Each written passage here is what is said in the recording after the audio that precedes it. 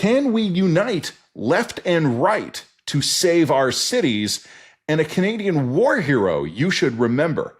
This is On the Line.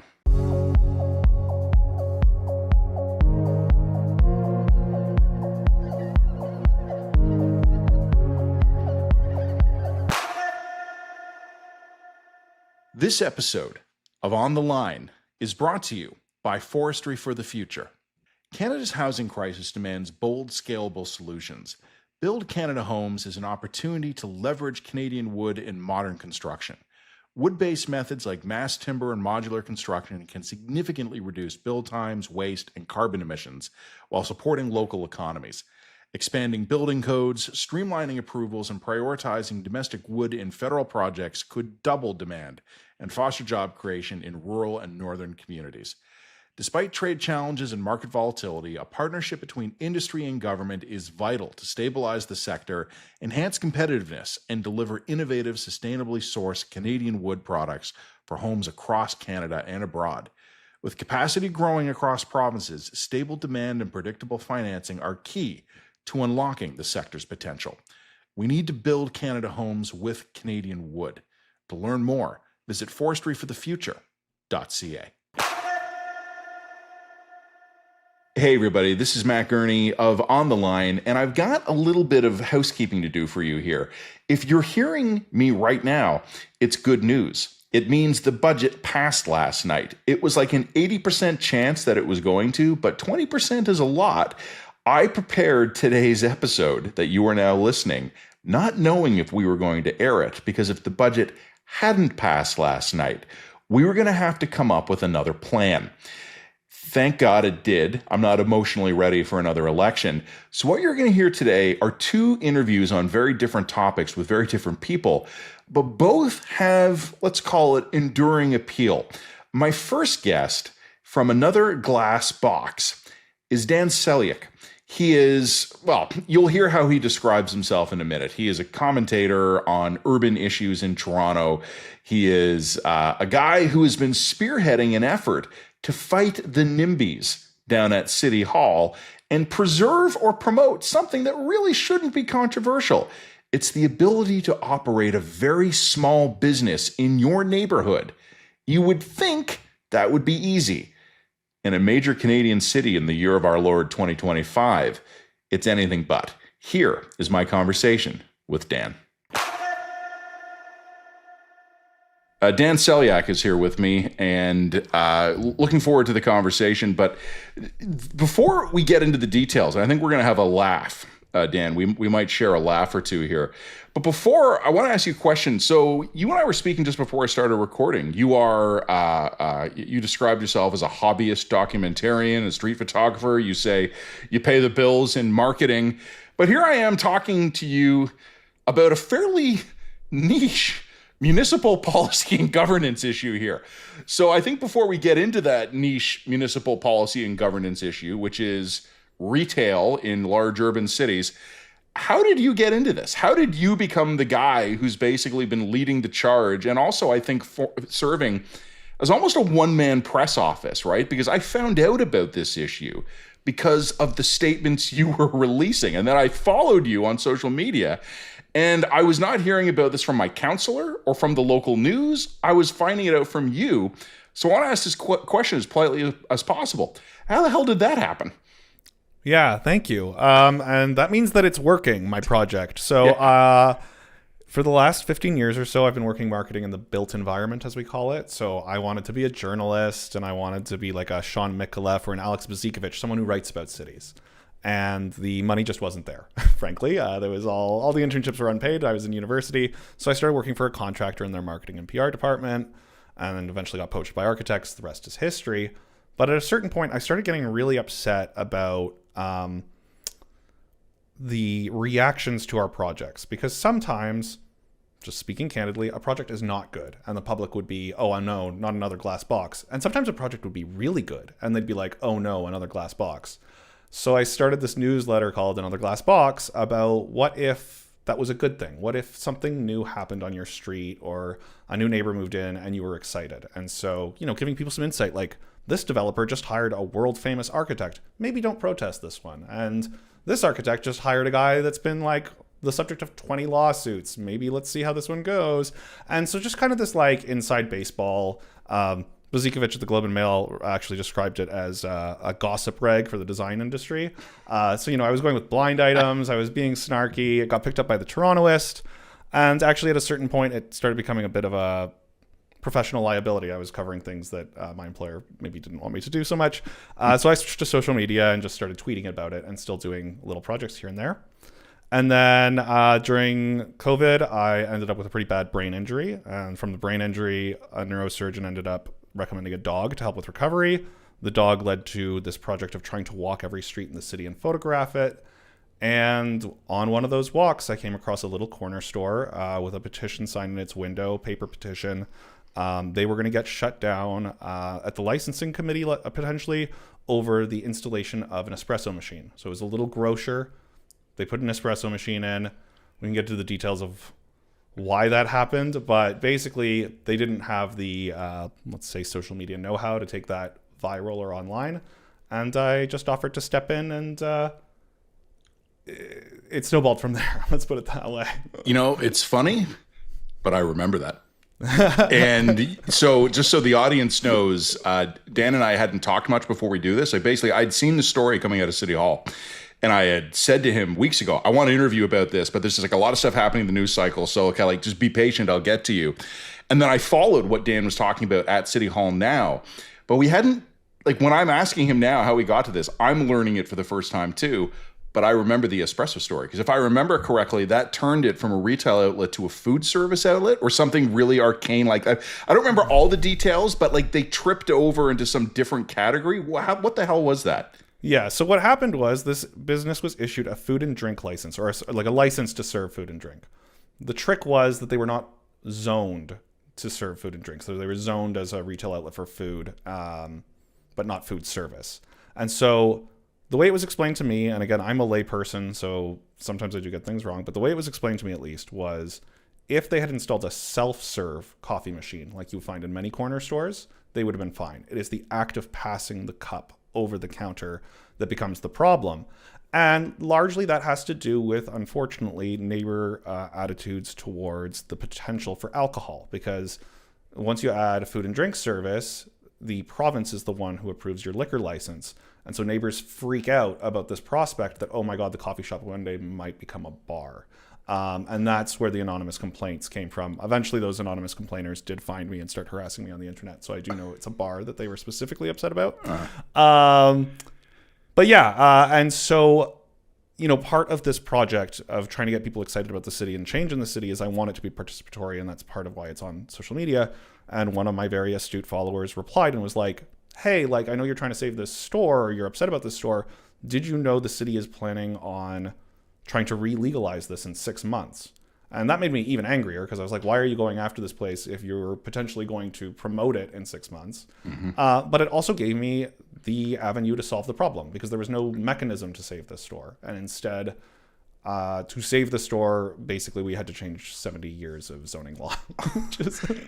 So Dan, let me mention something to you. And I'm not sure, I didn't do much background homework on you. And I don't know if you spent much time doing any on me, but generally I am considered to be a fairly reasonable but conservative columnist. I write mostly about national issues, so more on national defense, security, things like that.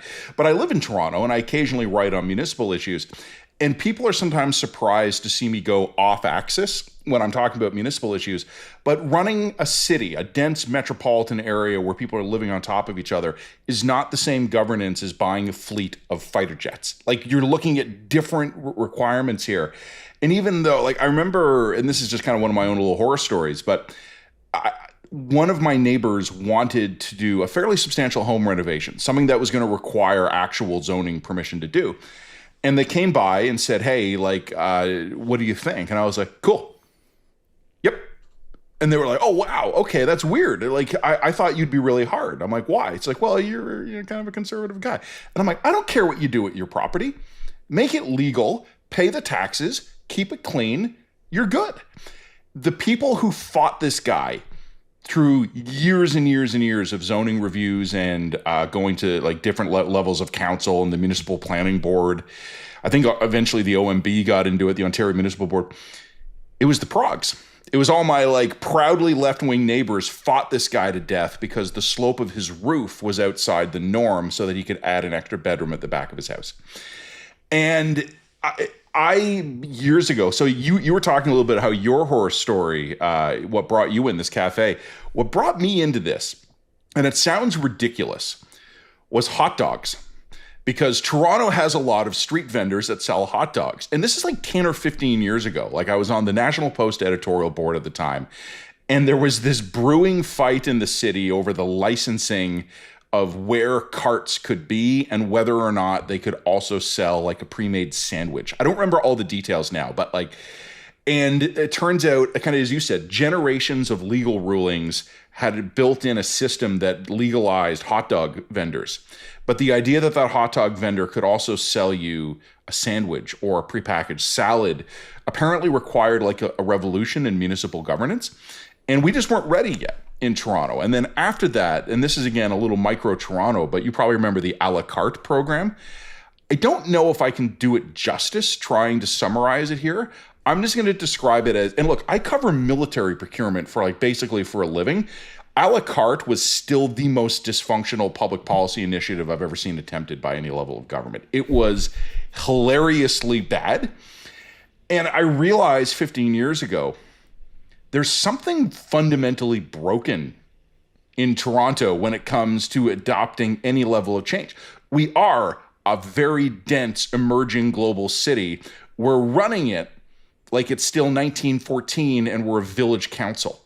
And you see the way this all comes together here. So that's my own background and how I became a hot dog radical. I'm going to ask you the big question here.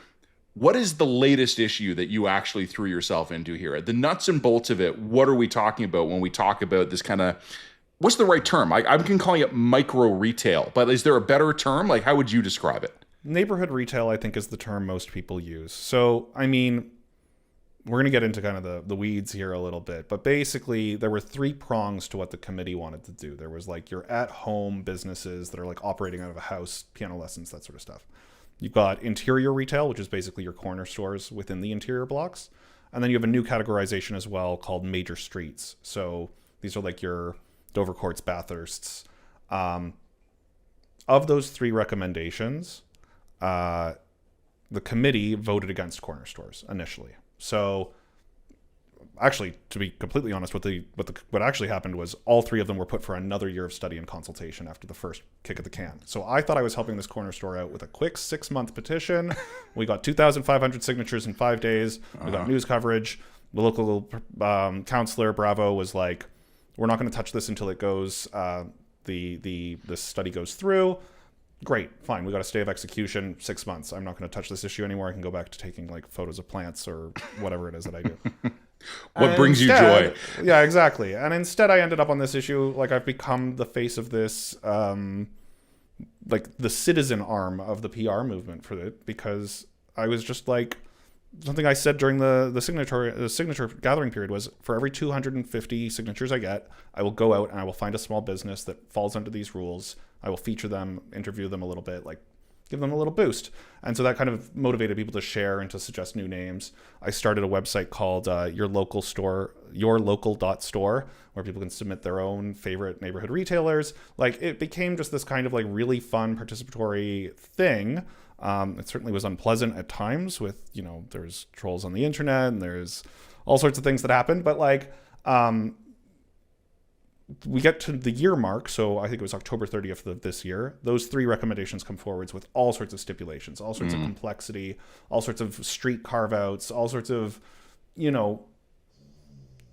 to your point, you're regularly known as a conservative. I am quite known as quite left. But this did become something where I became quite versed in like the conversations around kind of libertarian free market conversations, where I'm like, look, like if you add too much complexity, no small business can afford the planner who's going to help them wade through it.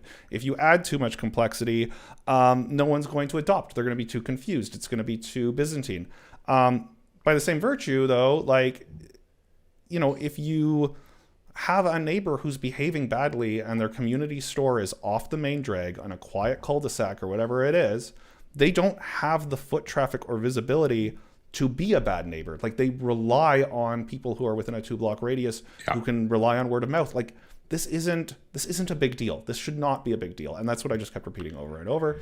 And even if it was adopted at its most maximalist, we're in a housing crisis. Landlords can make way more money from a residential tenant than a commercial tenant.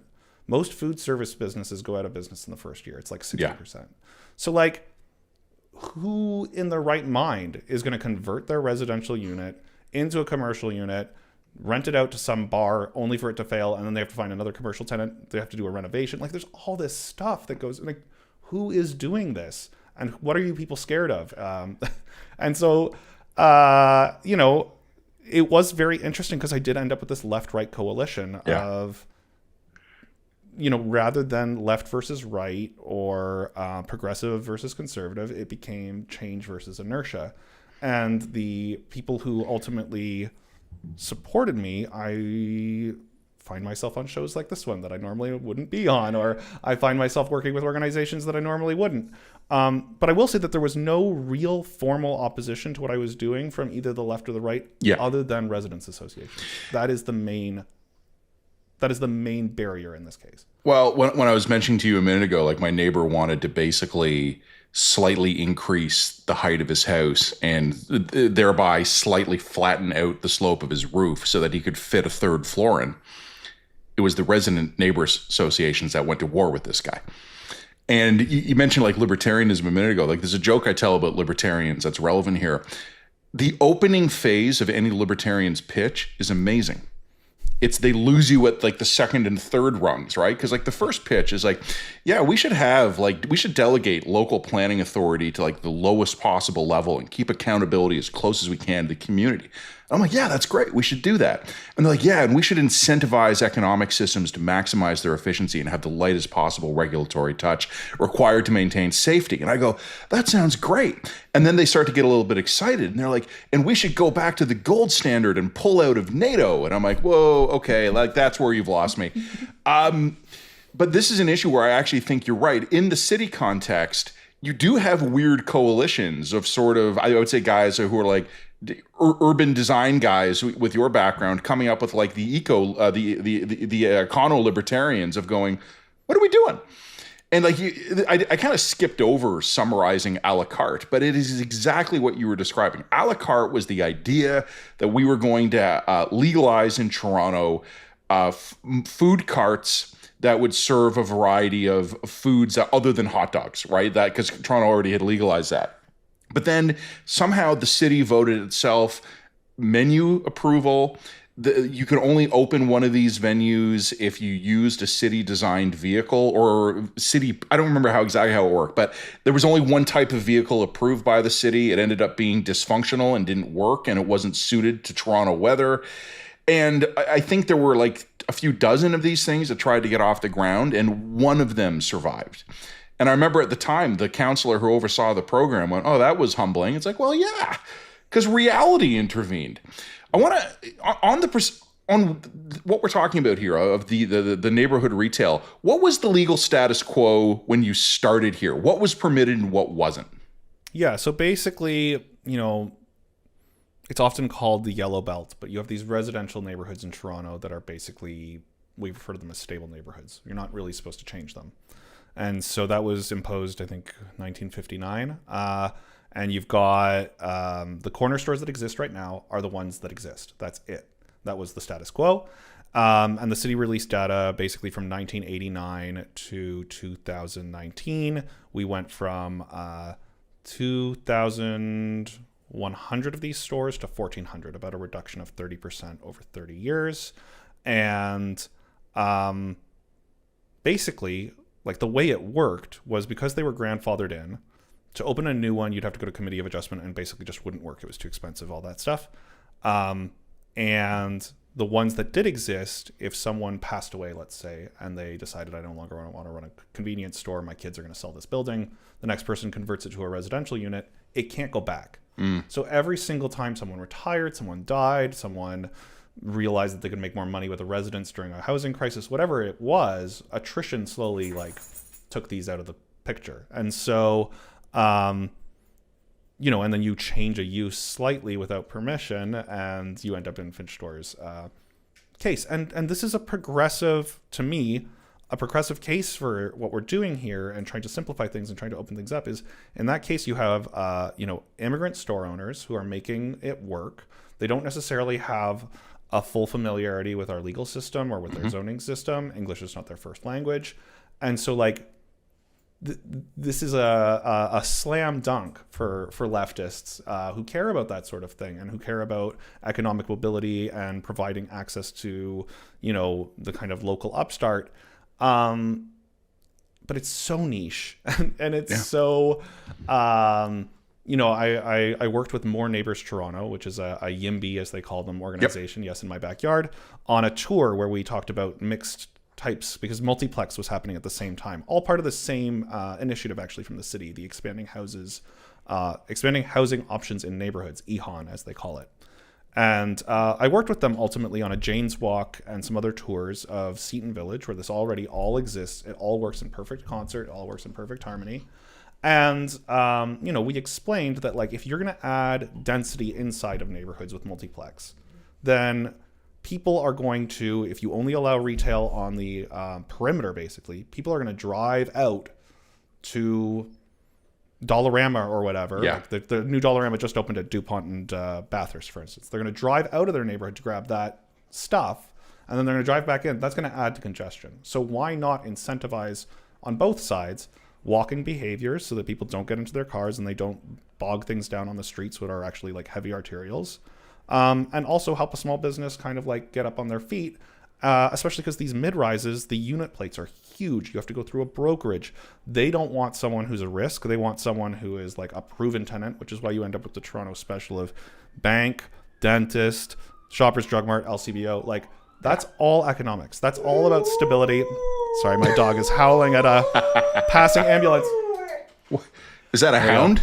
That she's a border collie and shepherd mix, and she loves to howl at sirens. I locked my basset hound upstairs for this interview because we'd have the same problem. No, and the one I would add to your list of what ends up going to all these locations is cannabis or Tim Hortons or both. Well, and cannabis is a weird one, and this is where like a lot of the problems came from: cannabis and booze. Those were like the two main sticking points for people. And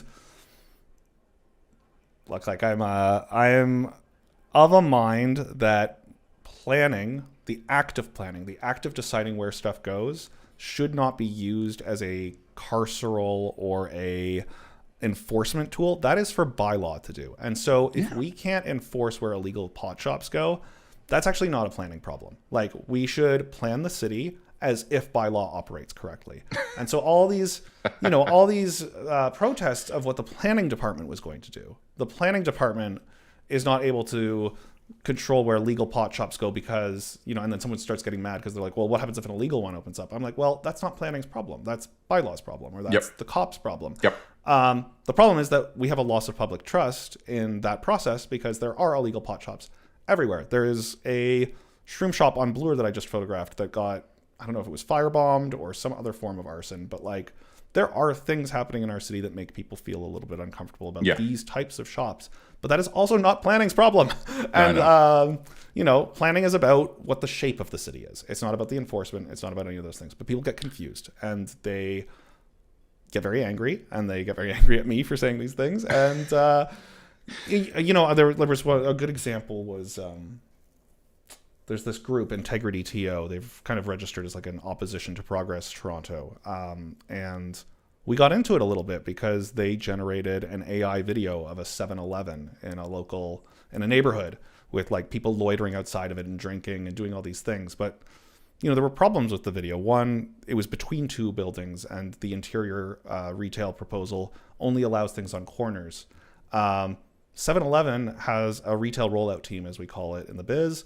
They have like standardized counters. They have standardized fridge spaces. They're not going to like go to the trouble of a boutique house customizing with the neighborhoods. You're not going to get chains. It's not economically viable. But people were so scared that they were generating like AI hypotheticals of impossible economic scenarios. Yeah.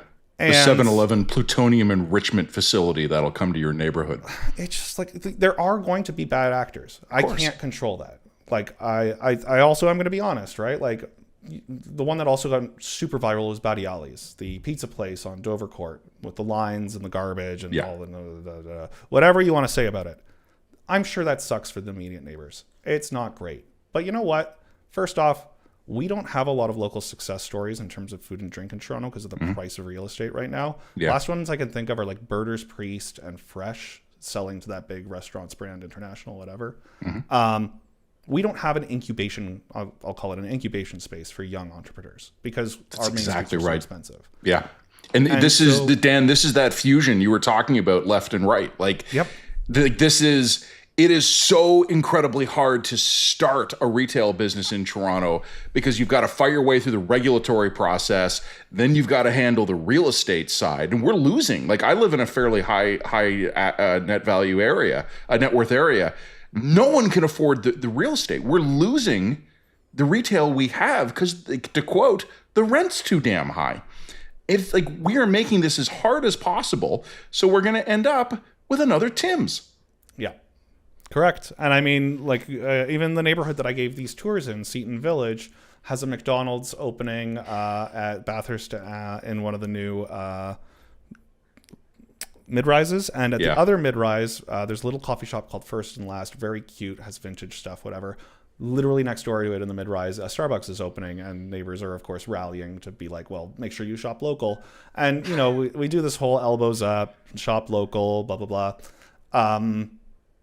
I know, you know, I'm deviating a little bit here, but like something I want to talk about in a kind of bigger picture about like the kind of city we want to live in is, you know, the Imperial Pub just closed. Oh my God, yeah. People have similar feelings about Mirvish Village and Honest Ed's and all this. On the one hand, we can't regulate what a family does with their business. Like, there was like some internal dissent around Imperial Pub is what I've heard. The Mirvishes obviously used that land as a land bank and then sold it off when it became valuable. But on the other hand, I do think that we can have, you know, there are countries all over the world that tourism is driven to these like 100, 200-year-old establishments. There are, you know, commercial rent controls for certain types of business after like almost like a heritage designation, I believe is the way that Japan does it, where like a commercial business kind of becomes like enshrined in the culture. Yeah. Like there are ways to do this, whether it's like we shop with our feet and we kind of get people excited about specifically local and some civic pride, or we put it into law in some form. But like, we should have these conversations because the way it's working is, like I said, it's as much as I like, as convenient as Shoppers is, as much as I need to go to the bank, as much as I should go to the dentist. That's for that to be our city streets. That's it. Like, ugh. And it's also a reaction to, you know, we have, I'm going to use Seton Village because it's the one I was giving the tours of. The population of this neighborhood reduced by about 40% since the 1970s because a lot of wealthier people started buying up rooming houses and they started aging and their families moved out and new families can't really move in. There's not a lot of kids here. And as a result, the businesses around here have a harder time making it. Then these people start ordering Amazon and delivery during COVID. Harder time making it. They get converted to the stores get converted to houses.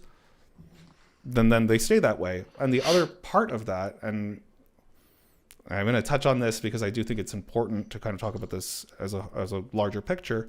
This is a neighborhood that also has a lot of integrated shelters and rehab spaces, which are at capacity. Like, we know that there aren't enough in the city right now. Oh yeah. And so if you reduce the population of, you know, homeowners or renters by 40%, the things that stick out to people, because there aren't as many people just around going to shops, doing their everyday business, is what people see as bad behavior. And so I'm going to do the urbanist thing and quote Jane Jacobs. She had this idea of eyes on the street, right? Like, if you have friends and neighbors who are on patios, spending their day lazing around and having a good time, if you have, you know, someone brought up, they saw like the precedent set by this, and like, what happens if in addition to laneway residential, we had laneway retail? And like, it's the same idea. Like, people are always concerned about like the bad behavior in laneways. Well, like, what happens if people were in the laneways?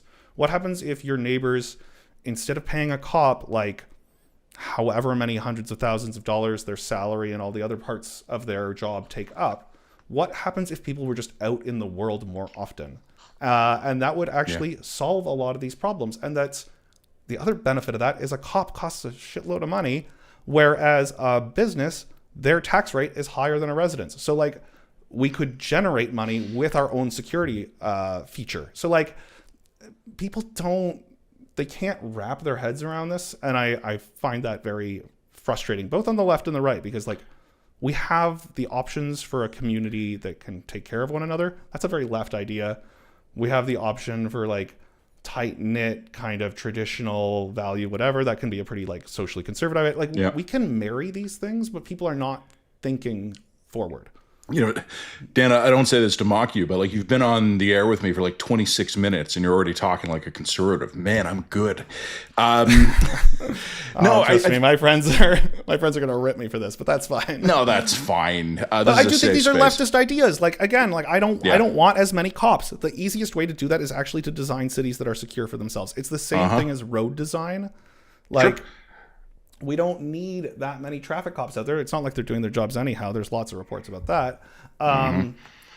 We don't need them out there if you plan for traffic calming. If your streets are just narrower, if you have patios that cut into them, like all of this stuff, the left-right divide falls to pieces when you just look at like empirical data about how cities operate everywhere else, and we just have to like copy them. Like that's it. That's all we need to do.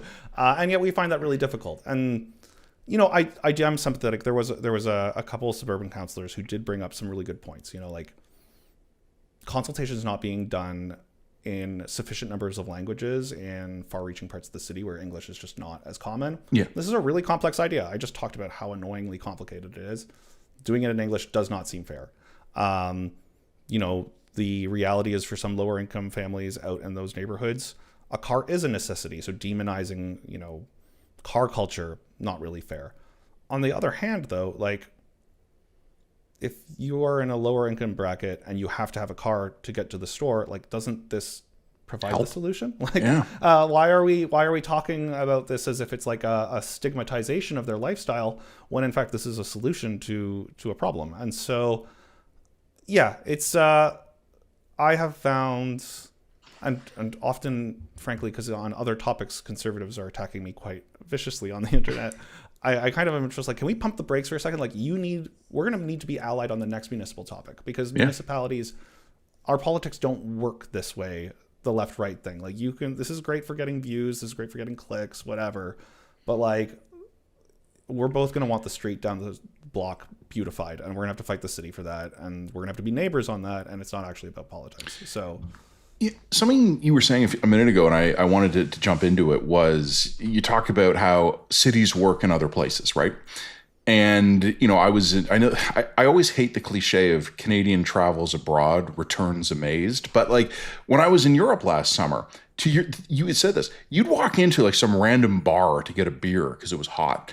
And then you'd be looking around and you'd be like, wow, this place has been in continuous operation for 340 years. And it, like, no one really made that big of a deal of it.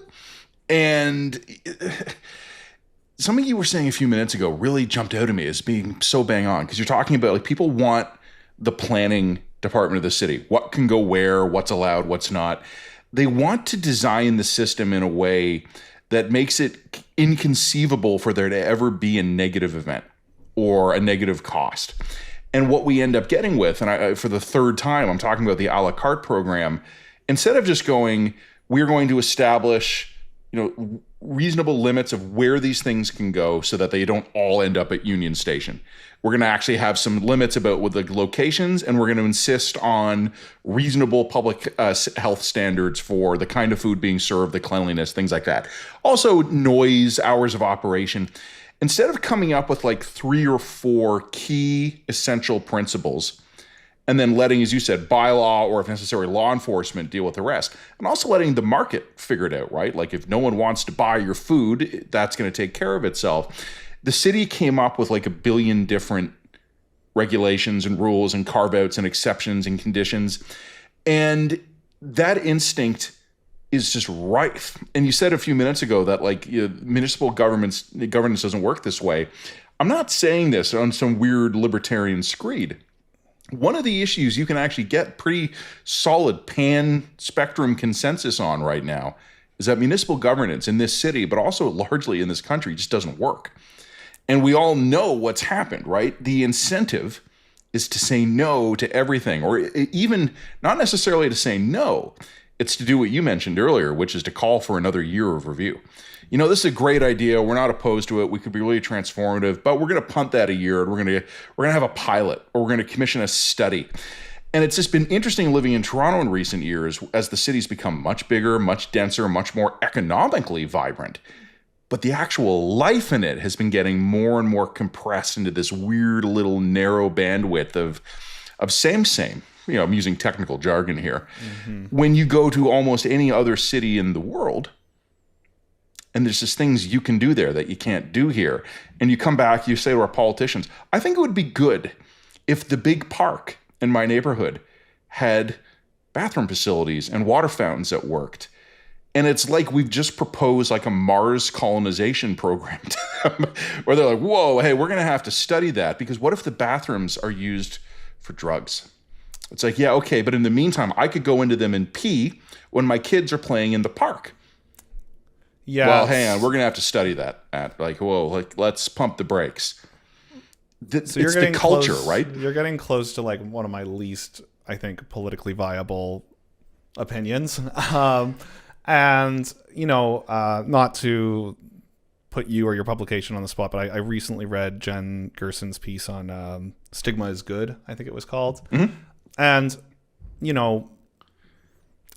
I'm very open about this. I'm in the 12-step program. I've been sober for God knows how long now, 9 years, I think. I deal very directly with people who are experiencing either recent homelessness or are in transitional housing in recovery, right? And so where I kind of differ maybe from some of my left colleagues is, some harm reduction proponents don't believe like abstinence recovery is actually like the final goal, whereas like for me and for what I at least kind of evangelize, it is like that is what you're trying to get to. But I do think that this like the fears, the stigmatization in an abstracted way is part of the problem that we deal with on the left and the right, because it is also leftists who are kind of like anti-homelessness, whatever. And I think if you look at just proportionality, a certain percentage of the population is going to need to use shelters. Yep. A certain percentage of the population is going to use transit. A certain percentage of the population is going to want to go to corner stores. Toronto has grown by X percent over the years.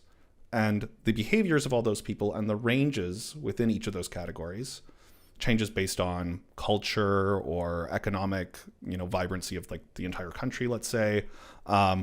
There's like ranges, right? Like however many people need to be in a shelter grows or compresses. The number of people using transit grows or compresses. But like generally, let's say each one has a bucket. Sure. And we grow the city and then we don't grow the buckets because everyone who already lives in the city is like, I don't want that. And then we're surprised that there are people out on the street. And we're surprised that transit sucks. And we're surprised that all our corner stores are gone and there's nothing in our neighborhood that we can walk to and we have to drive to it. So like my least democratic opinion is at a certain point you set targets and the city has to meet them. And the way that works is a blanket. What happened to get this bill across the finish line in the end was we carved out the suburbs. And people talk about this idea of two Torontos now. You have the amalgamated Toronto with the suburban wards and you have the urban ones. And we keep giving these opportunities where, sixplexes was the other one, multiplex just generally, where like the suburbs are opting out and the downtown opting in so that it passes. And again, from like a purely nuts and bolts perspective, per capita it costs a lot more to service someone out in the suburbs than it costs someone in a more dense area. The tax base is just generally higher down here. Yep. So fewer people per square kilometer of delivered service. That's right. And we effectively as downtown folks are subsidizing the lifestyles of people further afield. And, there's arguments about, well, they bought out in that area because they wanted to buy into that lifestyle and that's their right. And sure, but at a certain point it falls apart. We can't actually afford to do it. And I'm working on a newsletter for my Substack. The title is putting away childish things. There's the famous Bible verse, when I was a boy, I lived as a boy. When I was a man, I put away childish things. I didn't know you'd bring scripture. I should. Yeah, I I could have know, been better man. prepared. I'm a baptized Catholic, man. So anyhow,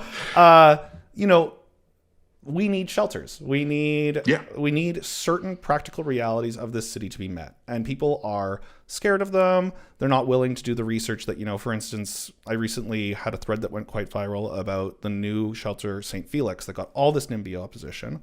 It's a completely different model than like the volume-based shelters of yore. They're making these shelters much smaller. They're dispersing them across the city. There's very strong accountability programs. You build police and medical care right into them when needed. Yep. That's right. Community service workers are included as part of the service where they're patrolling the neighborhood. And what's great about that is even if those community service workers are not,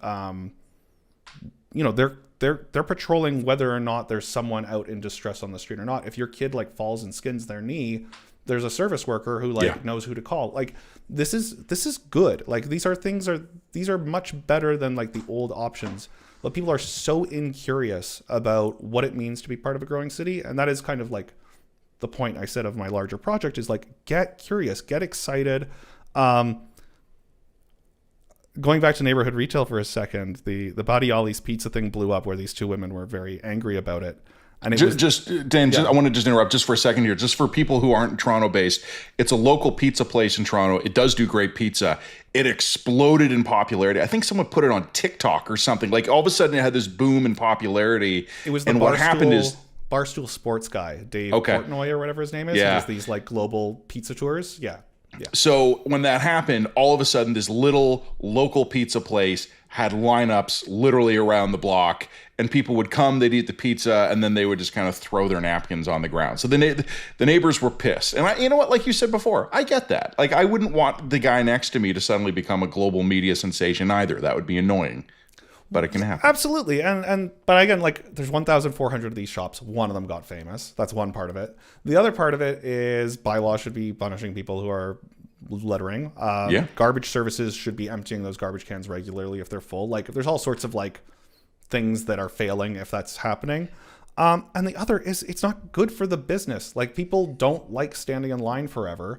The staff there are stressed out and strung out. They're opening a second location. It's going to be in Mirvish Village. It's going to be huge. It'll have the capacity. Like, that's good for the business. They can now generate more. Like, nobody wants to be so inundated that it's inconvenient and bad for everyone. Like, nobody wants to be that neighbor. Tolerate it for a year or two. Honestly, like, as good as the pizza is, I've had it. Vodka pizza sauce, which is what they're famous for, is a fad. Like, it was Detroit pizza before that. In 1 or 2 years, everyone's going to... Sorry about you. Like there is going to be some other fad. Maybe 100%. They will remain a staple. The thing that was good about them getting in the spotlight was it was the lead singer from the Arkells.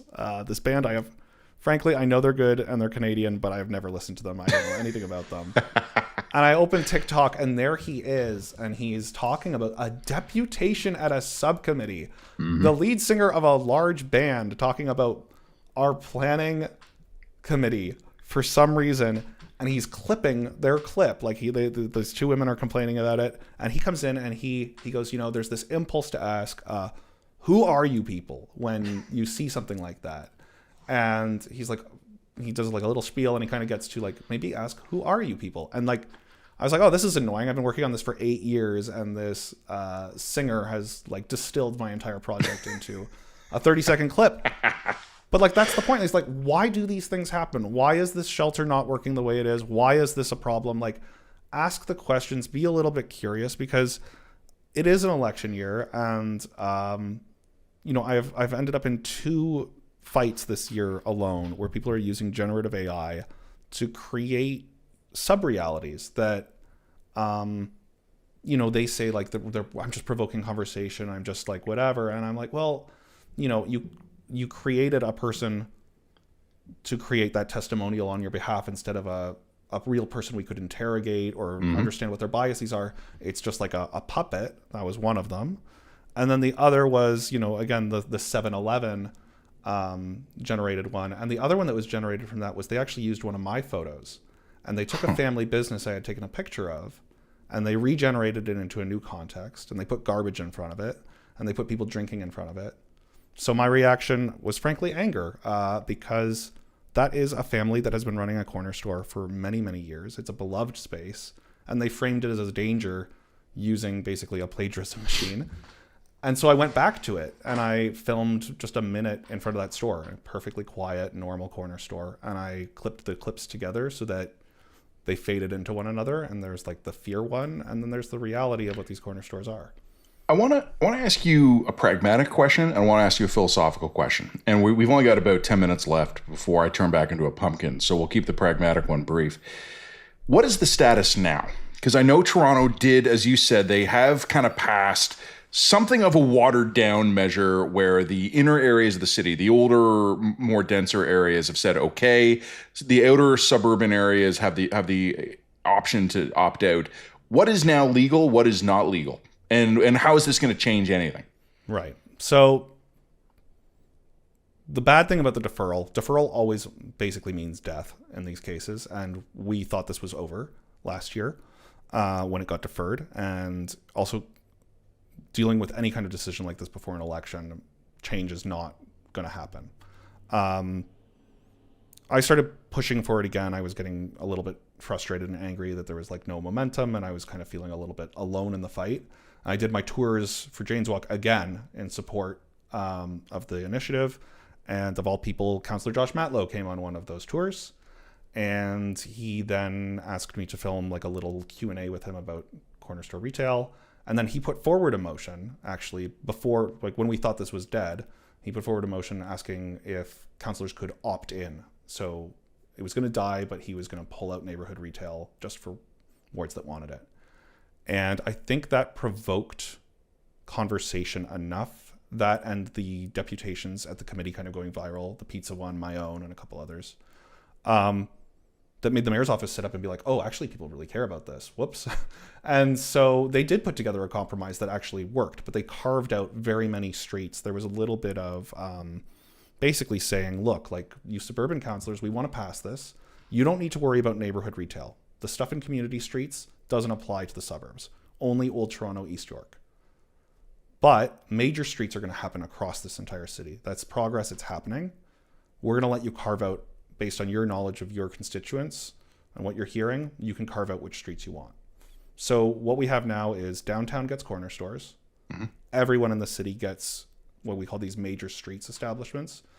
Major streets, the businesses are a little more, the permissions are a little broader. So that's where you're going to have restaurants. You're not going to have like within neighborhoods, like the corner stores, for instance, you can't prepare food and serve it on the same site. So you're going to have like a catering business. Yeah. And you're going to have a coffee shop across the street, and the catering business can supply the sandwiches to the coffee shop across the street. But never shall the twain two meet. Yeah. But like the gentle way of saying this is, first off, you know, I was in the chambers. I took some time off work to watch this happen. You know, I watched both the mayor's staff and Perks come up with a compromise that worked for everyone, which, you know, they couldn't force it through. So I guess that's what had to happen. But more importantly, these categories now exist across the entire city. And so in the future, if someone wants to iterate and say major streets now get this or community streets now get that, we can tweak around the edges and it won't be so contentious. If it had just failed, it would have been the same fight all over again. And hopefully the tweaking can also be, it's funny, you and I have been talking about left or right. I'm going to use this term apolitically. Hopefully we can also liberalize as we go. Now that we have rules, we'll let people get used to them, and in 5 years, we can add a different kind of business. Or we can say, yeah, you know what? You can sell a cup of coffee and actually pass it across the counter, like very little baby steps. And this actually does bring me to my philosophical question here. Why are we like this? And you've been in the trenches of this for years. So I want to mention you. I was born in Toronto. I grew up in the suburbs. That's where my dad's business was. I grew up in Richmond Hill. And I don't really have any reason to ever go back to Richmond Hill. My family's not there anymore. My friends are spread out. But a recent hockey tournament for my son's team was up in that area, and I did this drive through my old neighborhood. A lot of it's changed. A lot of it's still the same. And one of the things that jumped out at me is how low density it is. It was normal when I grew up there. But I was thinking to myself, if I needed milk, eggs, butter, if I, I'm not a smoker, but if I wanted a pack of smokes, you were getting in the car because there was no retail option that was within a reasonable walk. Eventually, when I was a teenager, they did add in a new development a little plaza with like 6 stores. And that was a 15-minute walk from my house. And that was a game changer because if you needed milk or butter or a pack of smokes, you could walk 15 minutes each way to go get what you needed. Sorry, are you suggesting 15-minute cities? 15-minute I might prisons? be. Now, I don't want to unleash the demons that will bring, but... And then I moved to Toronto, and my kids, who are getting a little bit older, can now walk to a convenience store. They can walk to a Tim Hortons. The idea of needing a car or needing a transit pass or needing a bike to run even simple errands to them is foreign. But we could do better. We could have more options in my neighborhood. I live in South Leaside, which is an area exactly as you've described, all of the retail with one little exception right in the middle, which is great. But all the retail is at the outer major roads that surround the neighborhood. And then right in the heart of the neighborhood, you've got like a convenience store, a coffee shop, an ice cream parlor, a pizza place, a few other businesses. And this is great. This actually does allow walking to happen. But it would be so much better if I needed to pick up laundry detergent, that if there was just a place around the corner that sold it. But I know from experience that if anyone were to propose it, we would respond to that thing like there was some weird alien fungus shooting out of the ground. We would want to nuke it from orbit. It's not a right problem. It's not a left problem. It seems to be a big city problem. You've been in the trenches on this. Why do you think we're like this? What do you think it is? I don't have a good explanation other than people get cranky when they buy into a place. Is it that simple? No, I think it's leadership, and I think it's on the left and the right, and I am really frustrated watching us move towards this election the way that we're moving towards it. I called this out, and I wrote an op-ed for the Star, and I pointed out that, Mayor Chow was kind of absent in this conversation. She had talked a little bit about corner stores and how great they are for the vitality of the city the first time around when Finch Store came up, and then she kind of disappeared, which I get it. It's a niche thing. She's running a big city. I think I was told that snow clearing and Bill 60 were like her big items for that specific meeting. I get it. Like those are more popular than 35 urbanists screaming at each other. However, I was hoping for something a little more pragmatic and future forward. And then the other person who is supposedly like running for mayor is Councillor Bradford. And he frankly has aligned with some of the groups that I've been talking about that are quite NIMBY oriented. And so he stayed silent, even though he voted yet. Like he just kind of quietly supported it, and like a better city, which is kind of the conservative answer to Progress TO they've billed themselves as, they actually supported it as well. But it was happening very quietly because, again, you kind of have the crank wing, as I call them, just in the like no one's willing to confront them. No one is willing to give an alternative vision. And I was speaking to actually it was a TMU prof who's studying the digital image and hyper reality in the age of AI around activism, that like people are creating these visions of scary cities, and like that's always happened, but now they're doing it with like amazing speed and amazing realism. The confrontation for that is hyperrealism the other way. What is a city that we want? What are we aspiring to? I hate to reference abundance because I think overall it's kind of a very shallow concept, but that idea in the States kind of coming out of some of the liberal circles of if we had an abundance of everything, like what would the world be like? Like it would be better. Like if we had enough shelters to get people the help that they needed, they would not be intense. If we had enough of corner stores, then you would have less congestion on the roads because people would walk to like if we had enough of stuff. And so much of our current crisis is just we don't allow enough stuff to happen. Just as simple as that sounds. I know. But we just need to let it go, let it open the pipes a little bit. But unfortunately, and again, I think both of the next potential leaders of our city, whether it's a continuing one or a new one, they're not engaging with that. And when you look at, like, again, you don't need to agree with his politics, but if you look at how Mamdani did it in New York, the way that he got people excited, things like a scavenger hunt for like important civic little things in the city, talking about like why your shawarma is so expensive, being around food cart regulations, to your point, and being like, I'm going to nix the little stupid things that make your life just a little bit more miserable in the city, and you're going to have a nicer time. Why can't anyone talk like that? It's so easy. And the only person who's doing it is Matt Lowe, and I don't know what his aspirations are. So like, who knows? But like, someone has to say that more often. And I feel bad for city staff, because then they get yanked both ways, right? They have the NIMBYs screaming at them, and then they have me on the other side being like, why aren't you guys doing more? Like, I'm going to email you for a bunch of information because I want to tell people how great this is. And they're like, well, I'm getting yelled at by like 70 people over on this corner. So, well, I'm going to come back to that in a minute when I thank you for your time. But let me just say something that I do think, and I'm going to bet, you and I haven't talked about this, but I'm going to bet you've seen something similar to this.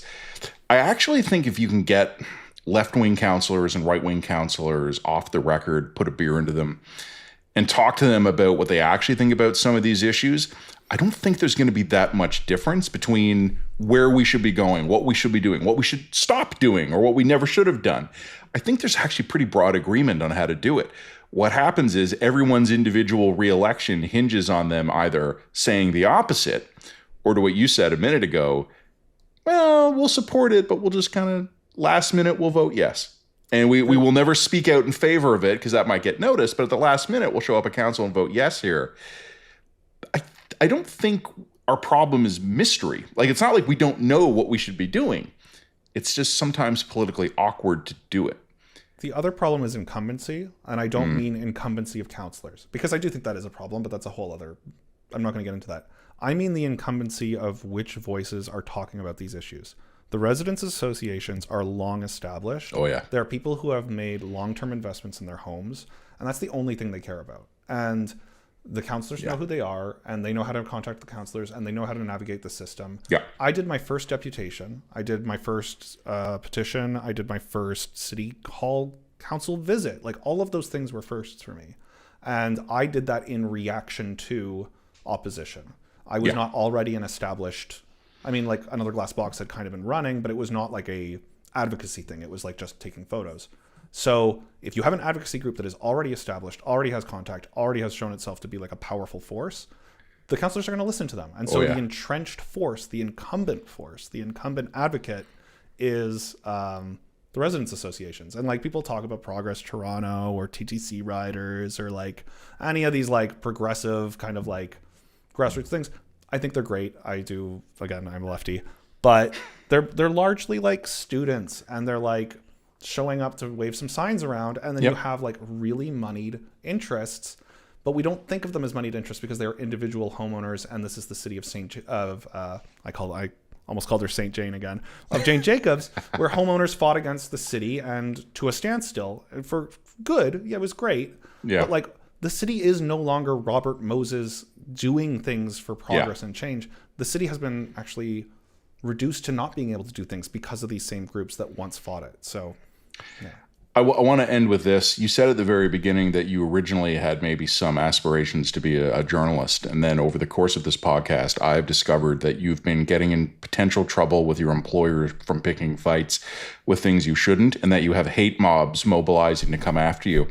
Dan, in your own way, you made it, buddy. I cannot, there's one of these groups that's like claiming that I've been somehow like I'm a paid lobbyist or like a paid actor or have a direct financial interest.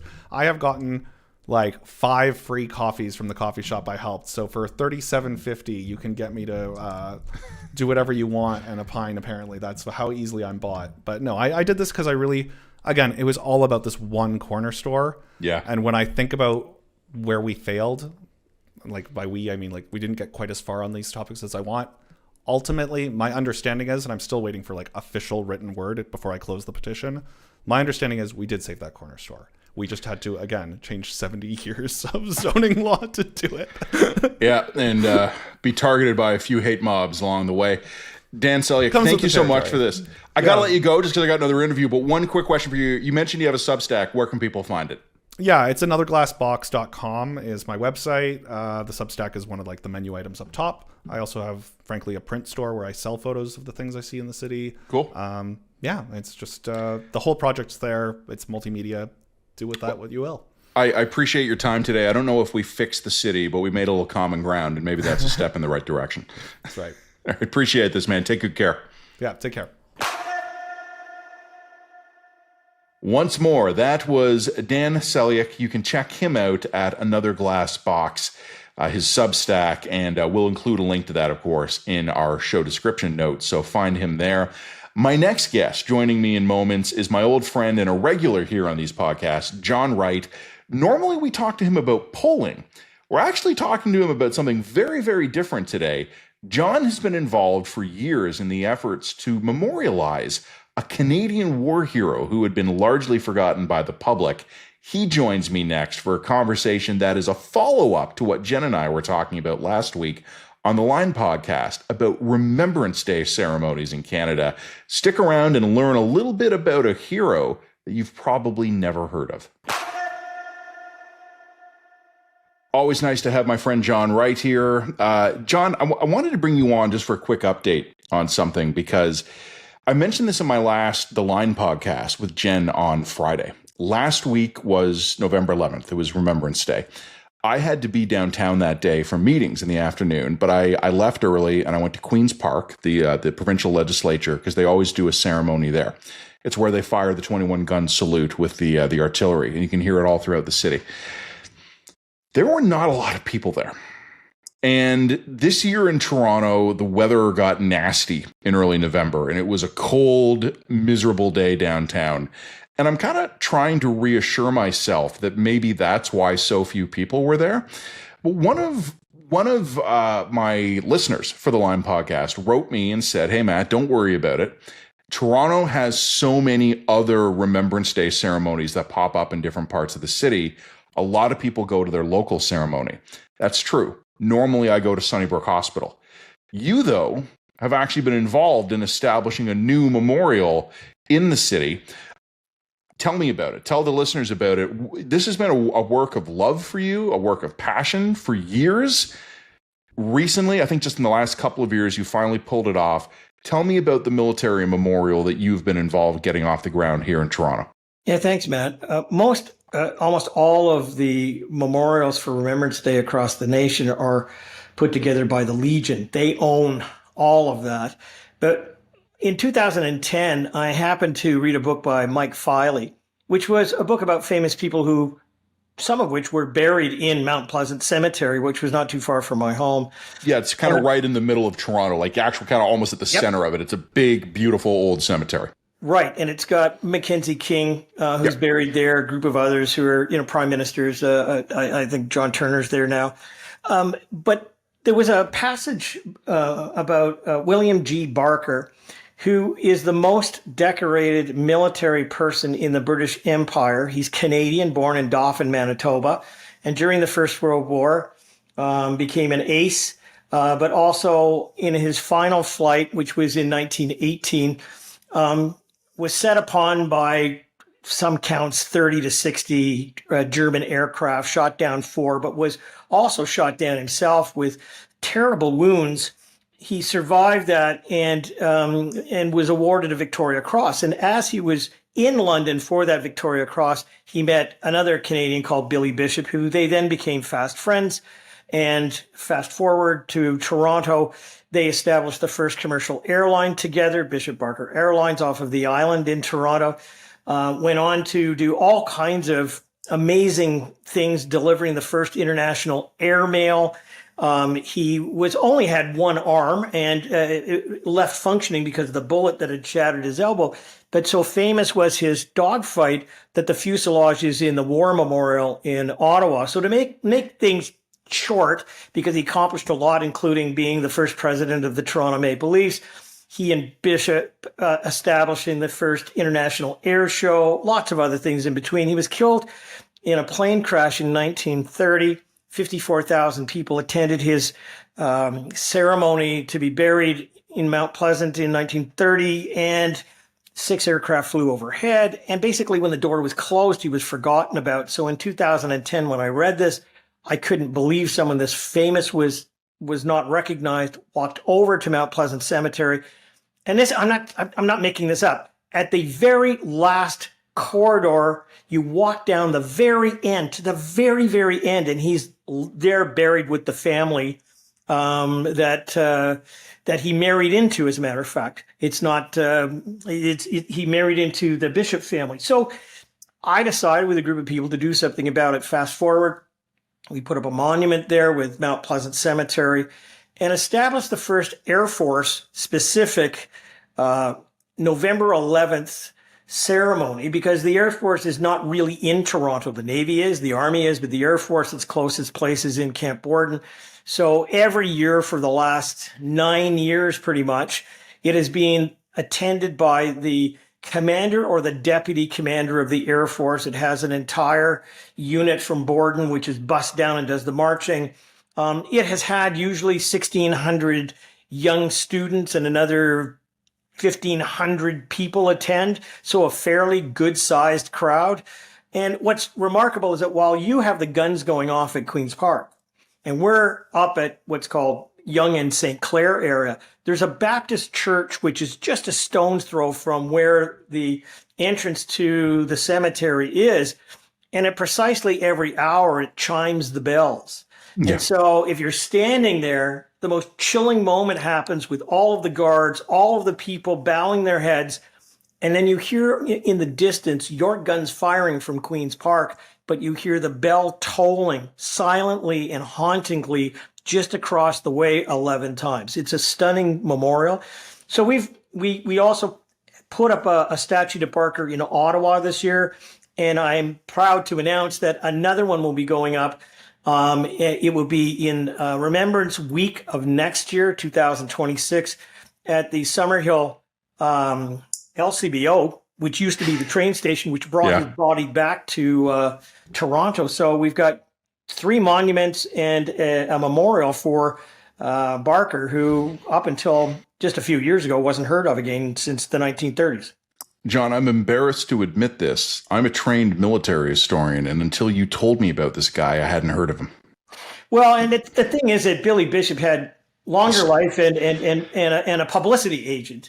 Barker. Everybody's heard of Bishop. There's the airport named after him. You and I will bend the elbow occasionally at the Royal Canadian Military Institute downtown, where the centerpiece of the exhibit there is the Red Baron, the German pilot, his chair where he was shot down, his blood's on it. Still, we display it proudly as a prize after Bishop killed him.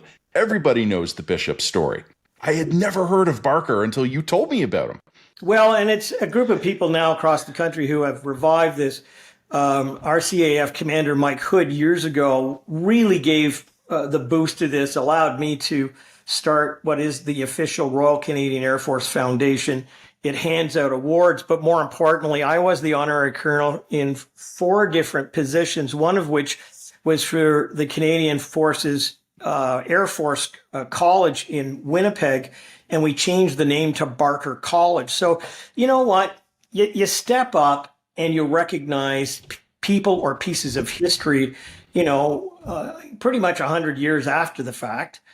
But it really is one of those things that if you don't do it, then no one hears about it. And now people know who Barker is, and it's going to grow next year with another monument inside of Toronto. So you know what? You do it out of a labor for history, but also a love of your country to make sure that people can know these individuals.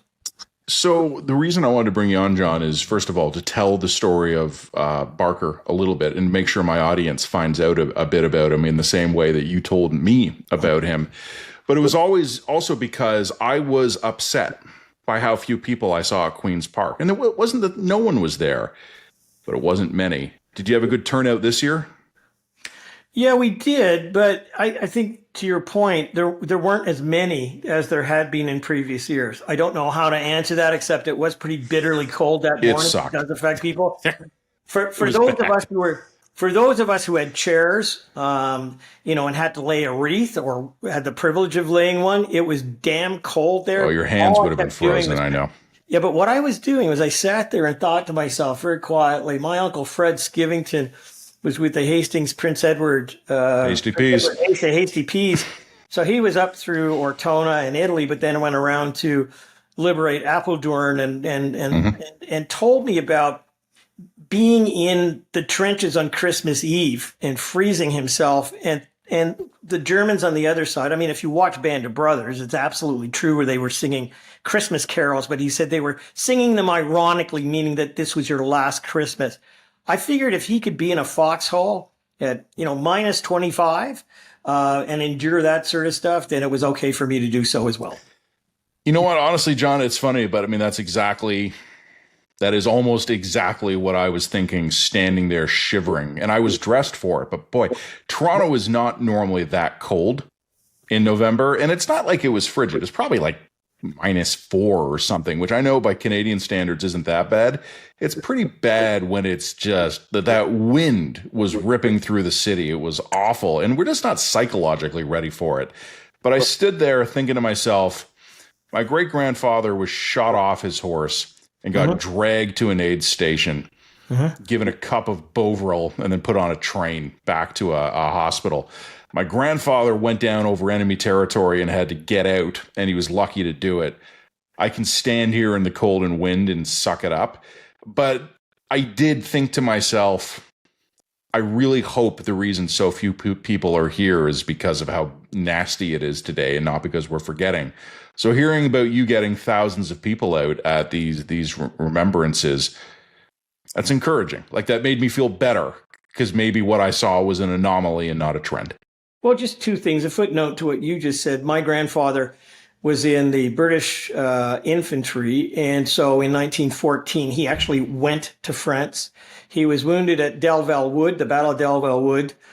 In July of 1916, he was shipped home, bad enough to be discharged, but signed up again to be with his brother in the artillery regiment up until about 17 days before the end of the war. His brother was killed in front of him. He buried him and then came to Canada shortly thereafter. So I walked those battlefields and I basically asked myself, how did they do it? He was there for 4 years and saw the horrors of it all. So that's the footnote to that.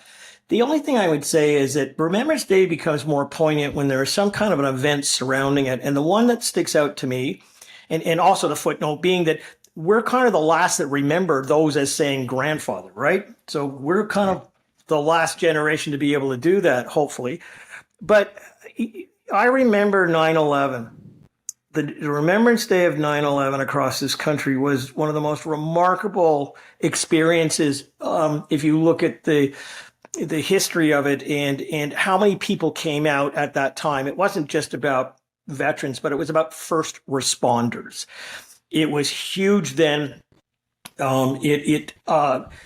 I remember people going and knocking on doors of veterans and them coming to the door, as we did for Jack Black, who was not the Jack Black from rock and roll fame, but next door. He had been a major in the Canadian military. He just knocked on the door and said, thank you. Like, there tends to be events that conjure this sort of thing. So we're in a relatively safe zone for the Canadian Armed Forces. They've just received $80 billion to upgrade and do all the things they need to do for NATO. And thank goodness we don't have a lot in harm's way. But seeing, how the world is going nowadays, you never know. And secondly, we have lost since we returned from Afghanistan. I think it's almost 60 in the line of duty. So it does happen. The troops still need our support. And while we can recognize those who have fallen, there are lots and lots of those families around us who we can also lend a hand to any moment at any day of the week. I have nothing to add to that. That's really well said. One more quick question for you, a bit of a topic change here, but John, you're a regular here on various elements of what the line does because of your expertise in polling. You have recently launched a new venture. Tell me about it. Yeah, so I've been 35 years doing public opinion polling and market research, and I've worked for some of the best companies in the country, let alone the world. And 10 years before that, I worked in a consulting capacity in public affairs. So I decided at this stage to launch my own venture, first time, Canada Pulse Insights. It's a partner with a company called Sago, which is that huge machine in 55 countries that collects the data that you need to have in order to do the business that I'm in. So I have an incredible partnership with them. We just finished doing 3 weeks of publicly released polling for Rogers on issues in Vancouver, Calgary, Edmonton, and Toronto. So very grateful to get the name out that way. But yeah, it's a fun venture. It keeps me in both Canada and the United States with my finger on the pulse and gives me a platform. As my wife likes to say, it's not a cage, it's a platform. So, I can kind of grow and do what I want with the company. I've had a lot of people who have reached out, and business has been good for the first month. It's been great. Well, tell Jen sometimes it feels like a cage, but we'll leave it at that. John Wright of your new company, Canadian Pulse? Canada Pulse Insights, CPI. All right. Take care, John. Thanks for coming on. Thanks so much. John Wright, you can check him out at Canadian Pulse Insights, and of course, Dan Seljak before from Another Glass Box. Two very different conversations, but the amazing news is you're hearing them because we're not having an election right now. Hallelujah.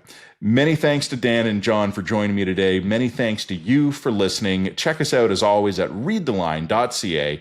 Like and subscribe. Have an amazing day, everybody. We'll be back with a Line podcast on Friday. Once more, this has been On the Line.